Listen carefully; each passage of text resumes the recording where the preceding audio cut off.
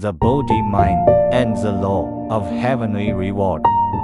Welcome to this discussion. Today, we're looking at a fascinating piece of information about awakening in life and core values, specifically starting with the concept of the Bodhi mind. The information compares it to a kind of invincible divine medicine that can subdue the demonic army within our hearts. We can generally understand the Bodhi mind as a compassionate state of mind that seeks awakening to help others. The material states that if this state isn't spontaneous, meaning you can't use it at will, then it hasn't fully formed. It's like tools at home.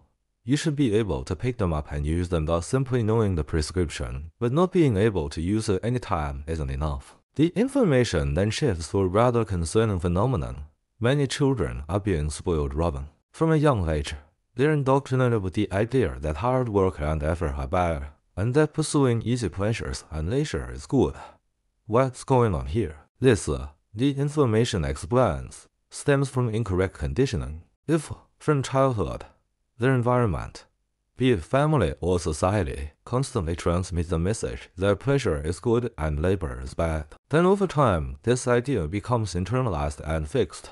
They will genuinely believe that hardship is a bad thing, and that lying flat, indulging in idleness, and enjoying life are the goals. Once this notion is deeply rooted, it becomes very difficult for a person to rouse themselves. The information also announces that this isn't just an individual problem. When these values spread, the number of so-called needs not in education, employment, or training, or parasite singles in society increases. Everyone wants to avoid responsibility and just get by. This leads to a decline in vitality, from a family unit to companies, and even society as a whole, because the fundamental drive is gone. Looking deeper, even those in this state aren't necessarily truly happy. They often know themselves that this isn't good and want to save face, that they're bound by their inner greed and laziness, that demonic resentment. They want to change, but can't. This internal conflict itself is a source of ongoing suffering in response to the situation. The information strongly emphasizes a fundamental concept in our culture. The core of ancient education was that diligence is a virtue. It explicitly states, heaven rewards the diligent, and the gentleman should strive for self-improvement. This is the complete opposite of the pleasure-seeking ethos discussed earlier.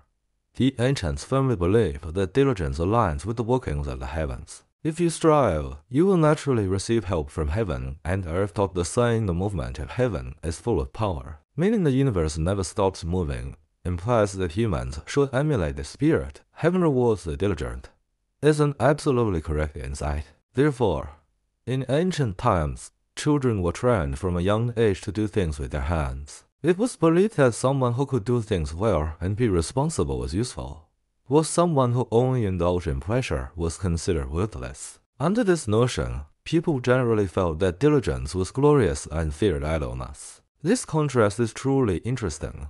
Ancient people feared being lazy, while many people now actually pursue it. What is the best state we imagine? For example, lying completely still, being weighted on hand and foot, truly good. The information presents a fascinating thought experiment that imagines genuinely letting you experience the ultimate good, being tied to a bed for a month, having food brought to your mouth and tea to your hand, doing nothing at all. At first, you might find it incredibly comfortable, but soon you'd realize that this kind of completely passive good, where you lose your autonomy, is actually a very uncomfortable form of suffering. It absolutely cannot withstand the test of time. This proves that many things we intuitively consider good, such as endless comfort and pleasure, are not inherently good. Once in excess or over a long period, then negative aspects emerge. This is unlike true goodness, such as wisdom and compassion, which only get better with time. This brings us back to the initial analogy of medicine, not knowing that the Bodhi mind is excellent and that diligence is a virtue. This knowledge is crucial. It's like getting a precious prescription, that just looking at the prescription won't cure the illness. You must take actual action, put in the effort to get the medicine. For example, overcoming your laziness to learn skills, and take it consistently and on time, which means constantly practicing it in your life. The information offers a vivid analogy. Someone spends all day studying the prescription, talking eloquently about how good and miraculous it is. but then they turn around and indulge in unhealthy living, and their illness never gets better. They might even complain that the prescription is useless. Isn't this a classic case of discrepancy between knowledge and action? True transformation often isn't just about hearing principles or theories. It requires a deeper trigger. Like the example of the nurse in the information, she wasn't just preached to.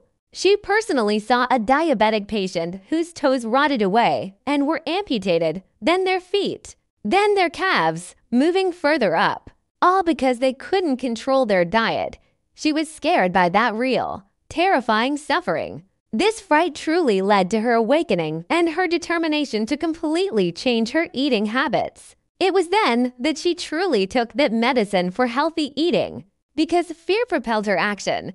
Well, our discussion this time, I think, clearly shows us that whether pursuing inner awakening or establishing healthy values, especially when educating the next generation, the distance between knowing and doing is truly vast. Simply knowing that diligence is a virtue and that heaven rewards the diligent, which the information calls absolutely correct insights, is far from enough without action. So, the key lies in whether you have identified the poisoned arrows currently aimed at you, for example, inner greed, laziness, or incorrect beliefs. More importantly, have you found the antidote to these problems, for instance, diligence, self-discipline, and learning correct insights? And are you truly willing to put in the effort and consistently take this medicine?